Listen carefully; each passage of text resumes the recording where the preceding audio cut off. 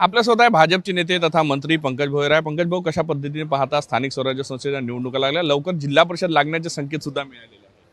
स्थानिक स्वराज्य संस्थांच्या निवडणुकीमध्ये पक्षाचे हे पदाधिकारी कार्यकर्ते त्या ठिकाणी लढत असतात आणि अतिशय चांगल्या पद्धतीने येणाऱ्या निवडणुका होतील। भारतीय जनता पार्टीला मोठ्या प्रमाणात यश ह्या स्थानिक स्वराज्य संस्थांच्या निवडणुकामध्ये मिळतील। आता नगरपालिकेची निवडणुकीची आचारसंहिता त्या ठिकाणी चालू झालेली आहे आणि लवकरच जिल्हा परिषदेच्या देखील निवडणुका ह्या ठिकाणी होतील। काही ठिकाणी बंडखोरी होण्याची शक्यता आहे? नाही, स्वाभाविक मोठ्या प्रमाणावर कार्यकर्ते पदाधिकारी असल्यामुळे आणि सर्वांची इच्छा निवडणूक लढायची असल्यामुळे काही ठिकाणी बंडखोरी होण्याची शक्यता आहे, परंतु त्यांना देखील समजून त्या ठिकाणी पक्षाच्या मुख्य प्रभावात घेण्यात येईल। कुठेतरी मुंबई महानगरपालिकेसाठी भाजपचा एक फॉर्म्युला ठरलेला आहे। कशा पद्धतीने पाहता, मनसे आणि ठाकरे दोघे देत आहे, भाजप आपली तयारी करते आहे? नाही, भारतीय जनता पार्टीनं मोठ्या प्रमाणावर काम मागच्या अनेक वर्षापासून देवेंद्र फडणवीस साहेबांच्या नेतृत्वात आपण त्या ठिकाणी केलेला आहे आणि मुंबईतल्या लोकांचा देखील विश्वास हा त्या ठिकाणी भारतीय जनता पार्टीवर बसलेला आहे। अशा वेळेस त्या ठिकाणी उभाठा असो किंवा मनसे असो यांना थोडी धास्ती आहे की आपल्याला नेमका किती मॅन्डेट या ठिकाणी मिळेल, म्हणून एकत्र आल्यावर काही त्याचा फायदा होऊ शकतो का, याचा प्रयत्न दोन बंधूंच्या माध्यमातून त्या ठिकाणी सुरू आहे।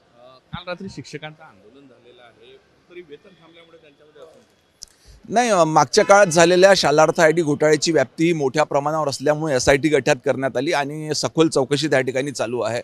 जर का यामुळे काही पात्र शिक्षकांचे जर का पगार त्या ठिकाणी रखडले असतील तर निश्चित ती तातडीनं देण्याची निर्देश सरकारच्या वतीनं त्या ठिकाणी देण्यात येईल। कुठेतरी लवकरात लवकर दिलासा देण्याचा प्रयत्न असणार आहे, कारण की 8 महिने झालेले आहेत। नाही, निश्चितपणे, कारण ज्याची चूक नाही त्याचा पगार थांबविण्यामध्ये काही अर्थ नाही। ह्या गोष्टीचा अहवाल मागवून तातडीनं त्या ठिकाणी पगार देण्याचे निर्देश देण्यात येईल। तरी आता बंडखोरी आहे, पुढचे 4 दिवस महत्त्वाचे असणार आहे। अनेक ठिकाणी बंडखोरी झालेली आहे, ती थांबवण्यासाठी प्रयत्न केला। मी आधीच सांगितल्याप्रमाणे भारतीय जनता पार्टी हा सध्या जगात 1 नंबरचा असलेला पक्ष आहे आणि अनेक कार्यकर्ते पदाधिकाऱ्यांची इच्छा असते की आपण त्या ठिकाणी निवडणूक लढविली पाहिजे। अशा वेळेस काही ठिकाणी ही ओव्हरलॅपिंग होऊ शकते। तर काही ज्यांनी अपक्ष फॉर्म भरले त्यांना देखील समजून पक्षाच्या मुख्य प्रवाहात घेण्यात येईल। कुठेतरी समजूत काढून जो आहे पक्षाच्या मुख्य प्रवाहात आणण्यासाठी जो आहे तर प्रयत्न केले जातील, असं भाजपचे नेते जे आहे पंकज भोयर यांनी साम टीव्हीशी बोलताना सांगितलं। व्हिडिओ जर्नलिस्ट सौरभ बोलेसह पराग डोबळे, साम टीव्ही न्यूज, नागपूर।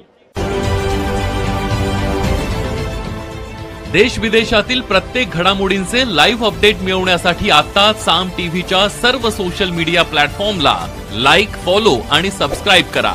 तसंच सर्व नोटिफिकेशनसाठी बेल आयकॉन प्रेस करायला विसरू नका।